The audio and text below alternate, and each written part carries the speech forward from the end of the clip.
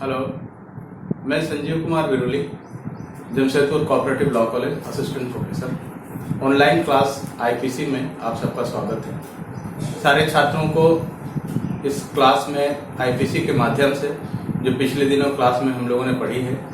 उन्हीं सारे चीज़ों को और उससे आगे भी जो चीज़ें छूट गई हैं उनको मैं पढ़ाऊँगा। आज जो हमारा पहला क्लास है, इसमें हम संयुक्त उत्तरदायित्व की जो भावना है उसे हम देखेंगे। इसके अंतर्गत प्रिंसिपल ऑफ जॉइंट लायबिलिटी इसे हम देखेंगे और इसे आईपीसी में धारा 34 में वर्णित किया गया है, जिसमें यह कहता है कि सामान्य आशय को अग्रसर करने में कई व्यक्तियों द्वारा किए गए कार्य। जैसा कि सारे लोगों को पता है कि आपराधिक विधि में आपराधिक विधि चाहे किसी भी देश की हो, उस विधि के द्वारा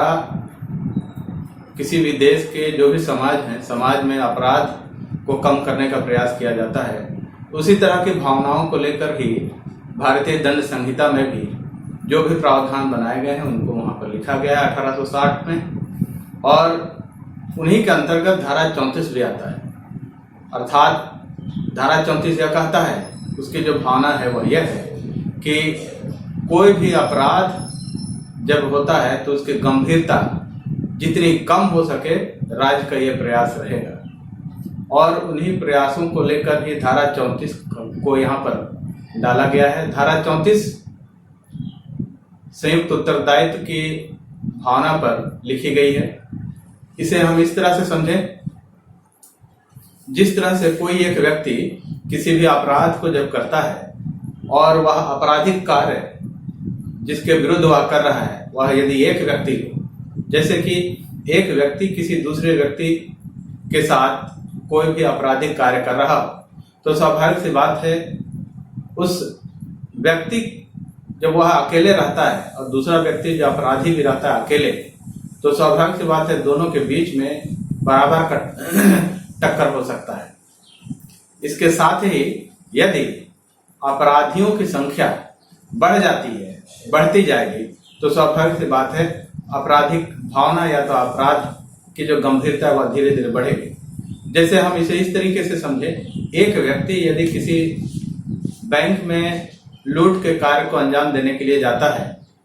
तो वह अकेले यदि जाता है तो स्वाभाविक सी बात है उस लूट के कार्य को करने में उसे काफी कठिनाई महसूस होगी। और वही व्यक्ति यदि अपने और दो साथियों के साथ जाकर वही अपराध बैंक को लूटने का कार्य करेगा, तो स्वाभाविक सी बात है उसे और थोड़ी सी आसानी होगी। और वही काम को यदि 4, 5, 6, 7 व्यक्तियों के साथ करेगा तो वह आपराधिक कार्य और आसानी से हो जाएगी। तो कहने का यहाँ पर अर्थ यही है कि जो आपराधिक कार्य हैं उनमें एक व्यक्ति के द्वारा किया गया कार्य और अनेक व्यक्तियों के द्वारा किए गए कार्यों में काफी अंतर होता है और उसकी गंभीरता धीरे धीरे बढ़ती है, जिसका कि दुष्प्रभाव समाज पर पड़ता है। इन्हीं सारे चीजों को रोकने के लिए ही धारा 34 को यहाँ पर वर्णित किया गया है, जो कि संयुक्त उत्तरदायित्व की भावना का जिक्र करता है। इसके अंतर्गत अनेक व्यक्तियों के सामान्य आशय को अग्रसर करने में प्रत्येक व्यक्ति का जो योगदान है उसी तरह से माना गया है जिस तरह से कि उसने स्वयं भी उस कार्य को अकेले किया हो। भले ही उस कार्य में उसकी सहभागिता प्रत्यक्ष तौर पर नहीं रही हो, अप्रत्यक्ष तौर पर ही क्यों ना हो, लेकिन उसको उतना ही सहभागी माना जाएगा जैसे कि वह ही मुख्य अपराधी हो। इसमें कुछ जो केसेज हैं, केसेज के माध्यम से भी हम इसे समझने का प्रयास करेंगे। जैसे कि कोई भी कार्य जब अपराधियों के द्वारा किया जा रहा हो तो उसमें बहुत सारे व्यक्तियों का योगदान जो अपराधी हैं उनका होता है,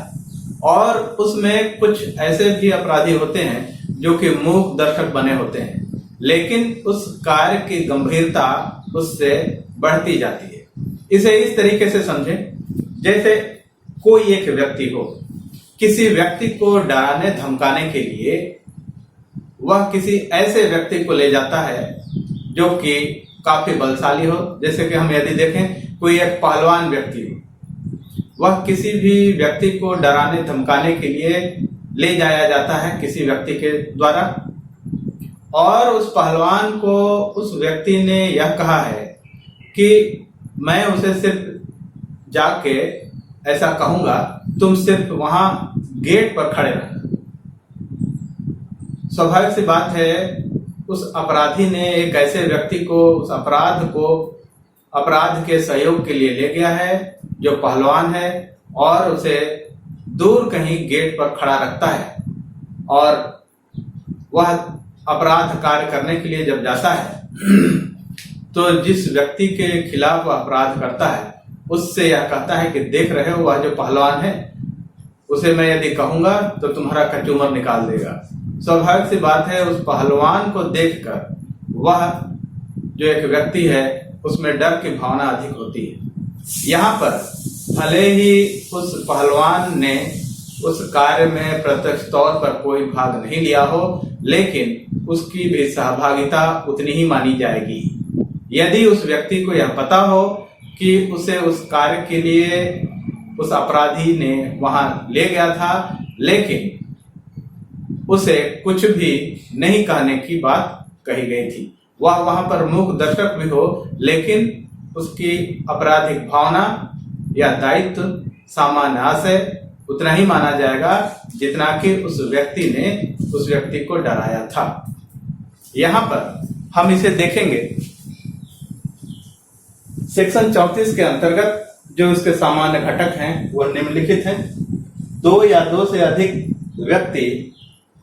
धारा 34 के लिए जरूरी होते हैं, अर्थात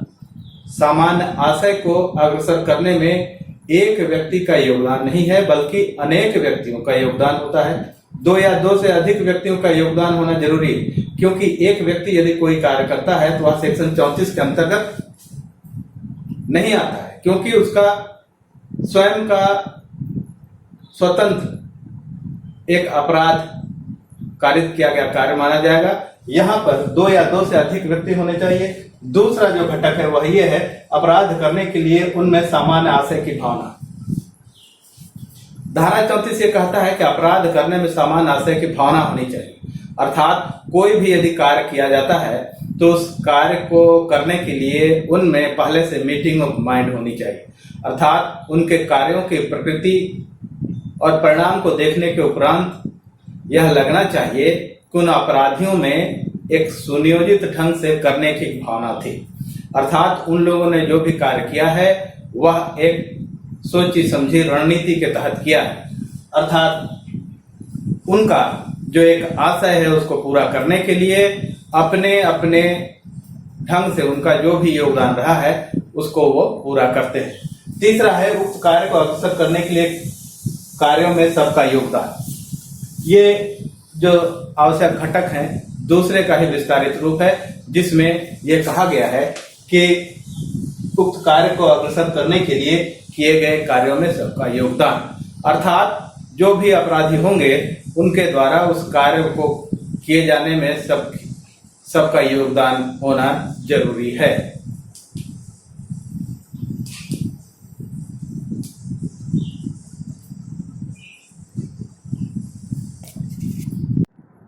आज संयुक्त उत्तरदायित्व सिद्धांत जो धारा 34 में कहता है उसमें 2 केस को हम यहाँ डील करेंगे। पहला है वीरेंद्र कुमार घोष बनाम इम्परर तथा दूसरा है महबूब साहब बनाम इम्परर। ये धारा 34 के अंतर्गत दोनों ही लीडिंग केसेस हैं। इसे जानना बहुत जरूरी है, जिसके माध्यम से हम ये जान सकते हैं कि दोनों ही केस में सामान्य आशय किसे कहा गया है, किस समय सामान्य आशय का वर्णन हुआ है और किसे सामान्य आशय के अंतर्गत संयुक्त उत्तरदायित्व की भावना के अंतर्गत सारे अभियुक्तों को एक समान रूप से दोषी माना जाएगा और सारे अभियुक्तों को एक समान रूप से दंडित किया जा सके। धारा 34 में जो वीरेंद्र कुमार घोष का केस है उसके अंतर्गत यही कहा गया है, वीरेंद्र कुमार घोष के बाद में अपीलकर्ता भारतीय दंड संहिता की धारा 302 तथा धारा 34 के अंतर्गत अभियुक्त घोषित किया गया, क्योंकि उसने एक सब पोस्ट मास्टर की हत्या की थी 3 अगस्त 1923 को। ये 1923 का केस है। 3 अगस्त 1923 को शंकरी टोला पोस्ट ऑफिस, ये बंगाल का केस है, पोस्ट ऑफिस का सब पोस्ट मास्टर पीछे के कमरे में रुपया गिन रहा था। शाम के वक्त बहुत से व्यक्ति उस दरवाजे पर प्रकट हुए तथा ऑफिस के आंगन में जहां पोस्ट मास्टर पैसा गिन रहा था वहां पर आ गए। उन लोगों ने पोस्ट मास्टर से रुपए की मांग की और उसके तुरंत पश्चात ही एक व्यक्ति ने गोली चला दी, जिससे पोस्ट मास्टर की मृत्यु हो गई। जैसे ही पोस्ट मास्टर की मृत्यु हुई, वह सारे व्यक्ति पैसा फेंक कर पोस्ट ऑफिस से बाहर भाग निकले। जैसे ही उन लोगों ने भागना शुरू किया, इर्द गिर्द जो भी व्यक्ति थे उन लोगों ने इन लोगों का पीछा करना शुरू किया और बाकी लोग तो भाग गए, लेकिन जो बाहर खड़ा था वीरेंद्र कुमार घोष, वो उसे पकड़ लिया गया तथा उसे पुलिस के हाथों सौंप दिया गया और वह बाहर अपने हाथ में पिस्टल लिए हुए गिरफ्तार किया गया। पिस्तौल को विचारण के दौरान प्रस्तुत किया गया। वीरेंद्र कुमार घोष को हत्या करने के आरोप में भारतीय दंड संहिता की धारा 302/34 के अंतर्गत अभियोजित किया गया। अपीलकर्ता ने निम्नलिखित तर्क प्रस्तुत किए, अर्थात वीरेंद्र कुमार घोष ने इस वाद के माध्यम से अपने आप को निर्दोष घोषित करने का प्रयास किया और उसने जो तर्क दिया, निम्नलिखित तर्क, यह कि वह पोस्ट ऑफिस के बाहर खड़ा था तथा उसने सब पोस्ट मास्टर पर गोली नहीं चलाई। इस वाद में वीरेंद्र कुमार घोष ने यह तर्क दिया, न्यायालय को यह तर्क दिया कि उसने पोस्ट मास्टर पर गोली नहीं चलाई थी, तो आखिर वह कर क्या रहा था? स्वाभाविक सी बात है, वह अपने साथियों के साथ उस कार्य को करने के लिए वहां गया हुआ था। वह कार्य क्या था? लूट का कार्य। और उस लूट के कार्य को सुनियोजित ढंग से करने के लिए स्वाभाविक सी बात है, उन लोगों में पहले से मीटिंग ऑफ माइंड जरूर हुई होगी, ऐसा विधि अनुमान करती है। इस अनुमान के आधार पर ही तथा सारे जो भी अपराधी हैं उन लोगों को अपने अपने जो भी कार्य थे, जो उस लूट के कार्य में सहयोग करने के लिए जरूरी था, बांट दिया गया। उन्हीं कार्यों में से एक कार्य वीरेंद्र कुमार घोष का कार्य यह था कि वह पोस्ट ऑफिस के बाहर खड़े होकर आने जाने वाले लोगों की निगरानी करे, साथ ही यदि कोई खतरा उन लोगों के ऊपर आता है तो उन लोगों को सूचित भी करें। अर्थात यहाँ पर यह कहा जा सकता है कि जो उनका सामान्य आशय था, अर्थात मीटिंग ऑफ माइंड था, पहले उन लोगों ने जो योजना बनाई, अर्थात पोस्ट ऑफिस की लूट करने का जो कार्य उनकी योजना में था, उसी कार्य को आगे बढ़ाने के लिए सारे लोगों का जो योगदान था वह समान रूप से था। उन लोगों के द्वारा उस कार्य में कंट्रीब्यूट किया गया, सहयोग किया गया, और उस सहयोग में वीरेंद्र कुमार घोष का जो कार्य था वह उस पोस्ट ऑफिस के बाहर खड़े होकर लोगों की निगरानी करना था। अब वीरेंद्र कुमार घोष का कहना यह था कि वह पोस्ट ऑफिस के बाहर से खड़ा था तथा सब पोस्ट मास्टर पर उसने गोली नहीं चलाई। उसने यह बात तो सही की है कि उसने पोस्ट ऑफिस में पोस्ट मास्टर को गोली नहीं मारी थी, लेकिन यदि इस कार्य की गंभीरता को देखें तो गंभीरतम एक परिणाम जो यहाँ उत्पन्न हुआ है वह उस पोस्ट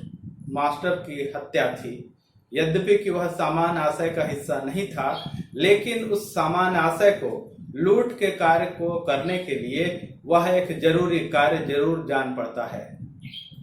अर्थात जब उन लुटेरों के द्वारा पोस्ट ऑफिस में घुसकर जब रुपए की मांग की जा रही थी, उस समय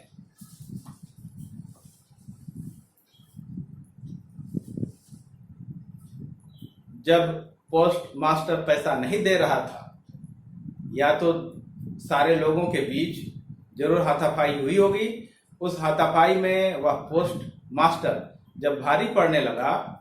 अर्थात उनका जो एक कार्य है, जो लूट का कार्य था, वह जब संभव नहीं जान पड़ रहा था, तब उन लोगों को ऐसा लगा कि यदि हम पोस्ट मास्टर को गोली नहीं मारेंगे तो यह जो एक लूट का कार्य है यह संभव नहीं होगा। अर्थात उन लोगों ने पोस्ट मास्टर को गोली मारना जरूरी जाना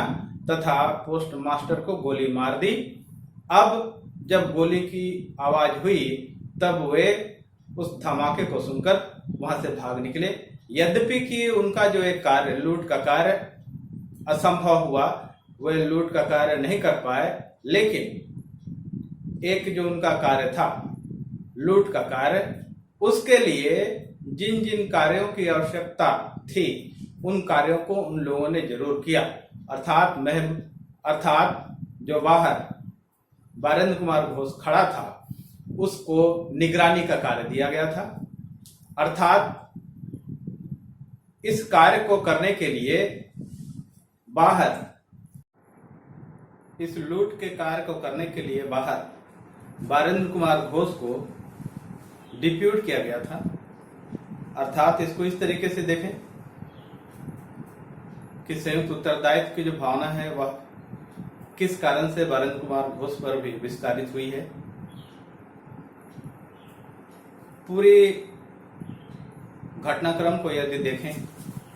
तो यही लगता है कि जो भी वीरेंद्र कुमार घोष के साथी थे उन लोगों ने इस कार्य को करने के पहले जरूर कोई एक योजना बनाई। उस योजना के कार्यान्वयन में ही जितने भी साथी थे, अपराधी साथी थे, सब लोगों ने एक दूसरे के साथ सिंक्रोनाइज करते हुए अपना जो भी ड्यूटी था उसको निभाया। अर्थात वीरेंद्र कुमार घोष को जो कार्य दिया गया था वह उस आपराधिक कार्य के लिए बहुत ही महत्वपूर्ण एक कार्य था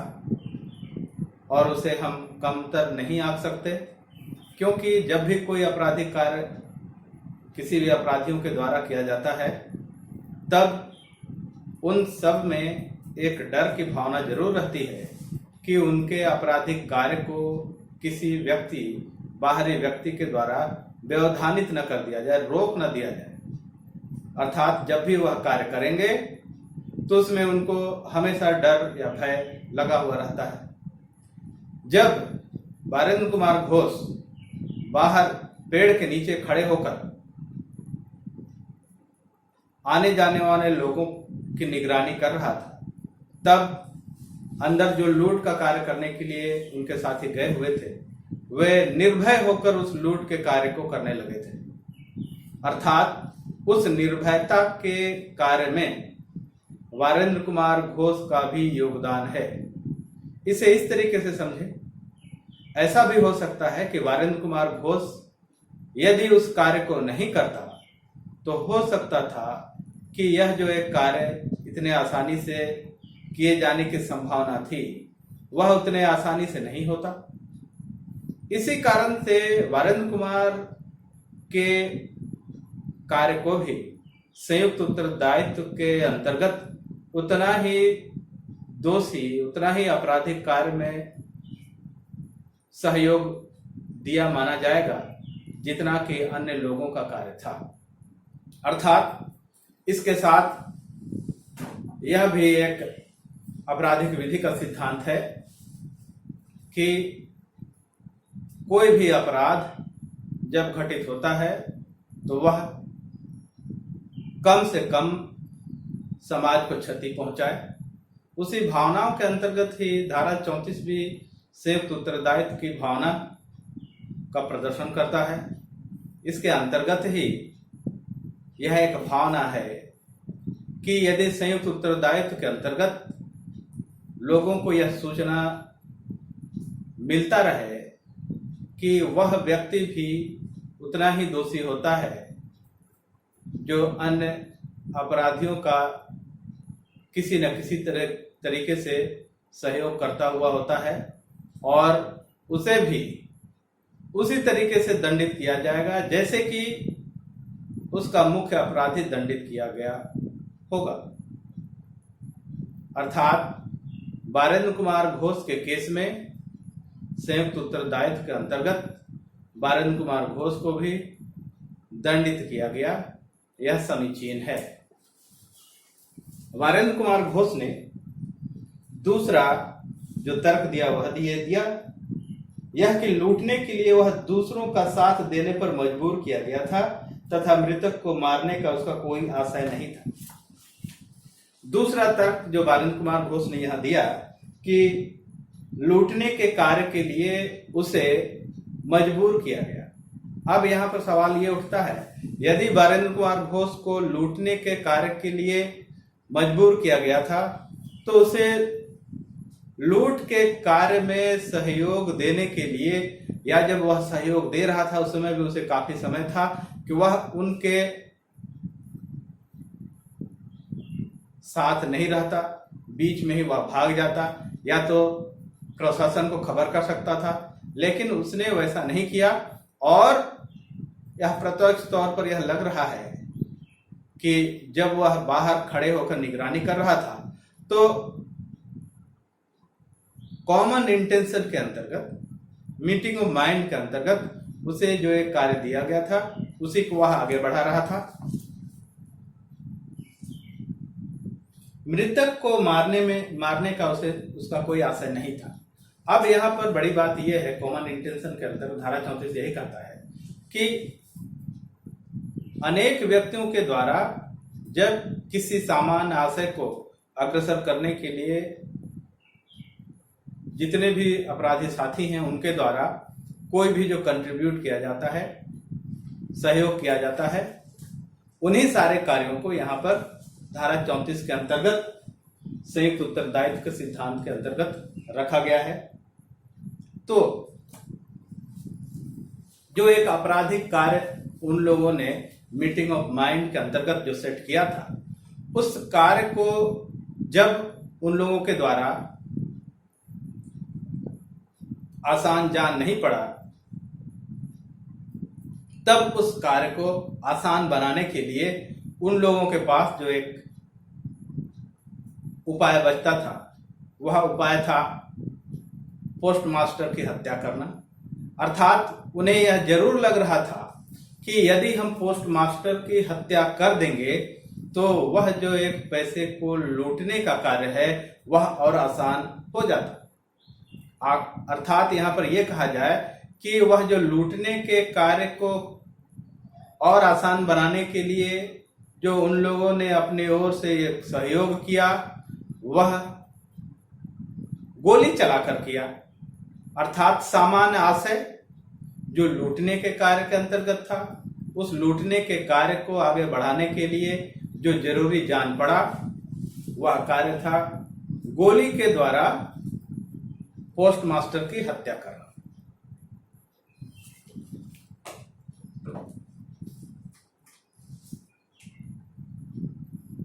अर्थात वीरेंद्र कुमार घोष का भले ही ऐसा आशय नहीं रहा हो,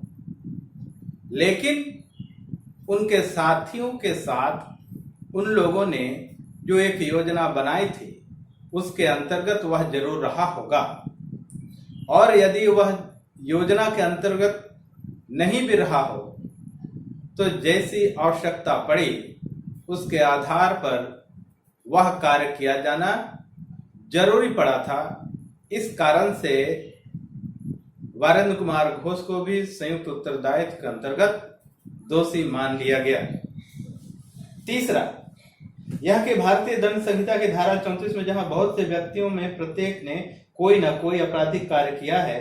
तथा सभी समान आशय को अग्रसारित करने हेतु कार्य कर रहे थे,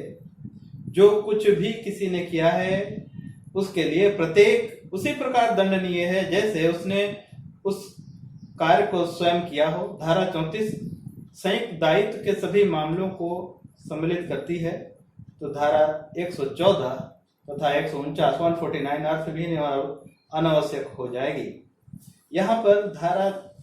34 को विस्तारीकृत रूप में प्रदर्शित करते हुए यह कहता है कि दंड संहिता की धारा 34 में प्रत्येक व्यक्ति ने यदि कोई न कोई आपराधिक कार्य किया है और वह आपराधिक कार्य उस समान आशय को अग्रसर करने के लिए किया है तो यही माना जाएगा कि सारे लोगों ने एक ही तरह का कार्य किया है और वह संयुक्त उत्तरदायित्व के अंतर्गत सामान्य रूप से दंडनीय होंगे, दंडित किया जाएगा। यहां पर एक तर्क यह भी है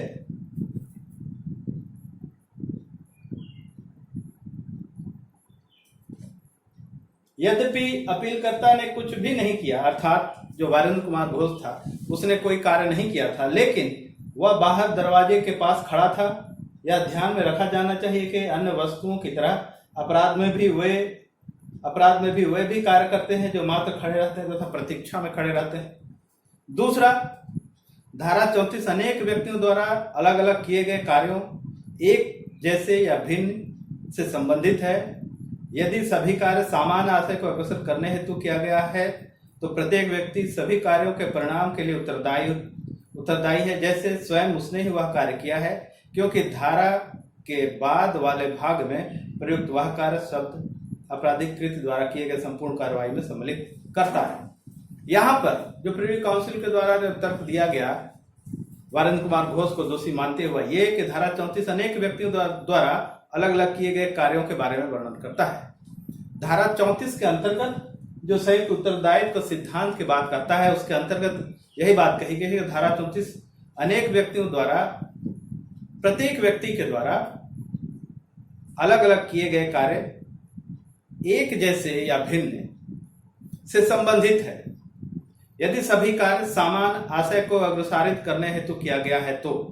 जैसे वीरेंद्र कुमार घोष के केस में भी देखा जाए तो समान आशय को अग्रसर करने में यहाँ पर समान आशय कौन सा था?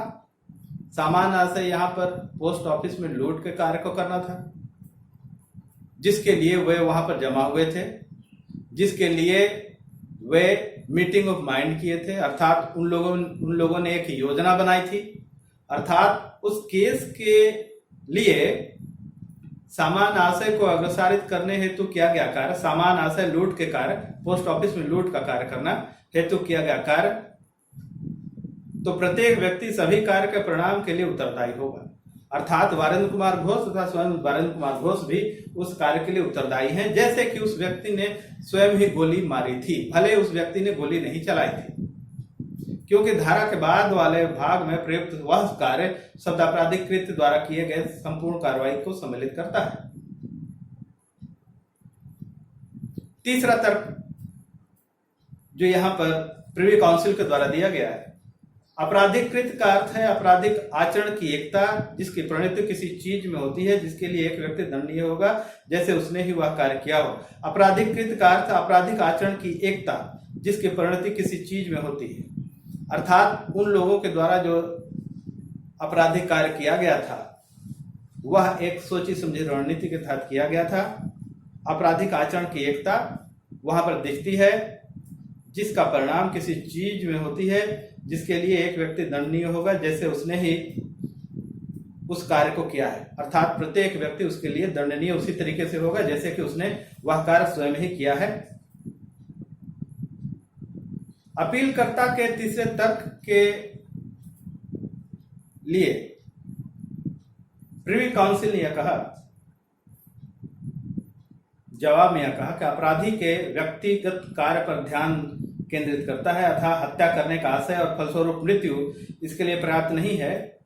अनेक व्यक्तियों द्वारा किया गया एक सिद्ध कार्य होना चाहिए जिससे मृत्यु होती है और इससे मिलता जुलता परंतु इसके जैसा घातक कार्य नहीं जो एक व्यक्ति द्वारा किया गया हो। इसका उत्तर यह है कि यदि इस विरचना को स्वीकार किया जाता है तो यह अपने को विफल कर देता है, क्योंकि अनेक व्यक्ति एक ही कार्य को नहीं करते जैसा एक व्यक्ति करता है। वे लगभग एक जैसा कार्य कर सकते हैं परंतु हर एक का कार्य अपना है और चूंकि यह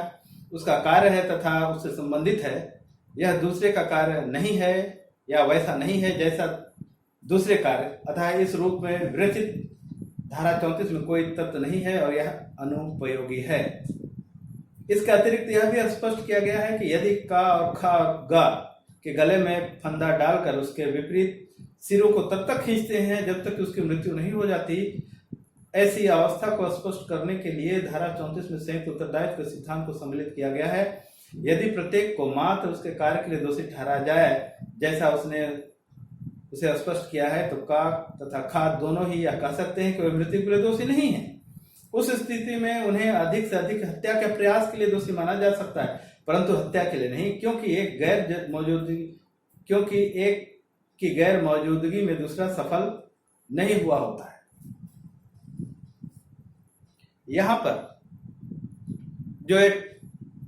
कार्य वरुण कुमार घोष के केस में वरुण कुमार घोष तथा उनके साथियों के द्वारा किया गया था, इसके माध्यम से धारा 34 यह स्पष्ट करना चाहती है कि संयुक्त उत्तरदायित्व की जो एक भावना भारतीय दंड संहिता में डाली गई है, उसका उद्देश्य